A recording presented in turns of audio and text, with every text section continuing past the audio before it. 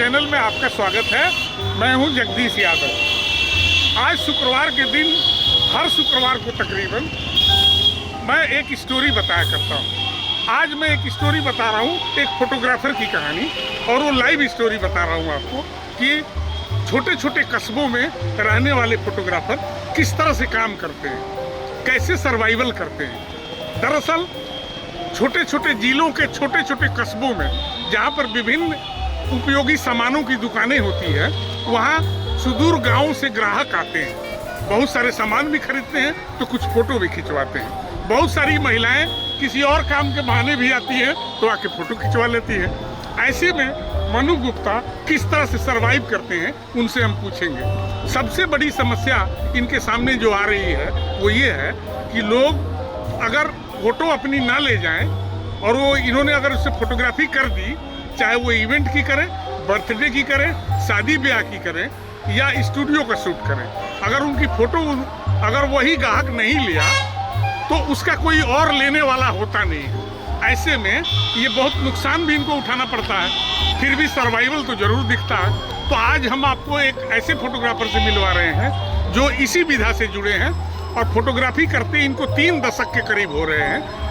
इनको कोई दिक्कत नहीं है कि बहुत बड़े अगर अमीर नहीं बने तो कोई तकलीफ भी इनको नहीं होती है। तो किस विधि से काम करते हैं मनु गुप्ता, और आपके सामने रख रहा हूँ एक फोटोग्राफर मनु गुप्ता को। तो मैं फोटोग्राफी के लिए कोई आता है तो उस तरीके से हम लोग को पेश आना पड़ता है कि जान पहचान हो, ज़्यादा से ज़्यादा कस्टमर बने और उसका काम बढ़िया हो ताकि वो पैसे देने में आनाकानी ना करे। और लेकिन जब आपको बुलाते हैं जब किसी कार्यक्रमों में, और अगर वो तो वो क्या करते हैं, आप कैसे बुक करते हैं? बुलाते हैं तो 50% तो हम लोग जो भी प्रोग्राम होता है उसका 50% सोचते हैं कि उनसे निकाल लें। ना निकालने पर ऐसा भी होता है कि कोई प्रोग्राम फंस जाता है, ले नहीं जाते हैं।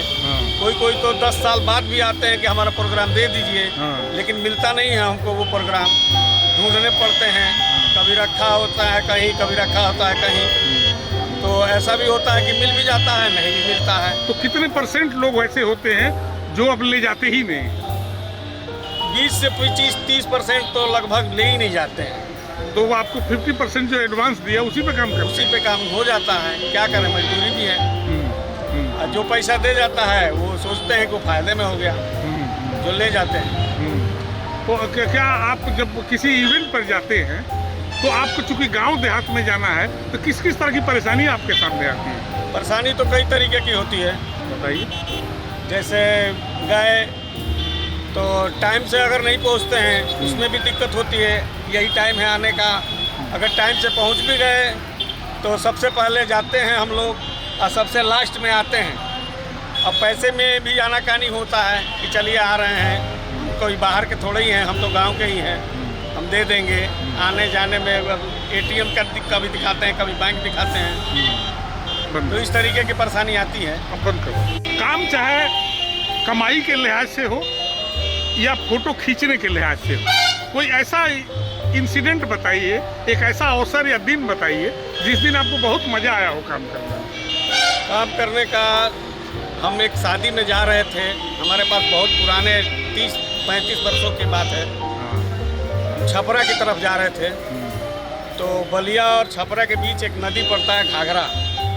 उस समय पीपे का पुल हुआ करता था, उसमें पीपे की पुल से हम जा रहे थे पैदल, तो पता चला कि कोई ट्रेन आ रही है उधर बकुलहा घाट से और छपरा के बीच में पीपा का रेलवे लाइन है। तो ट्रेन आ रही थी और उसका शेड नदी में गिर रहा था। उस समय हमने फोटोग्राफी किया M7 से, तो हमें ऐसा लगा कि हम भी लग रहा है कि चलचित्र बना सकते हैं। तो हमें बड़ी खुशी हुई उस बात की कि शुरू का हमारा वो कैमरा था M7, और हमें बड़ा खुशी हुआ कि भाई हम भी चाहेंगे तो चलचित्र बना सकते हैं।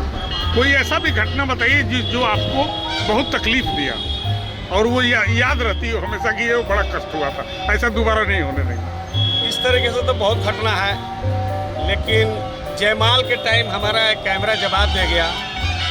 उस टाइम जाड़े का टाइम था और पसीना पसीना हो गया।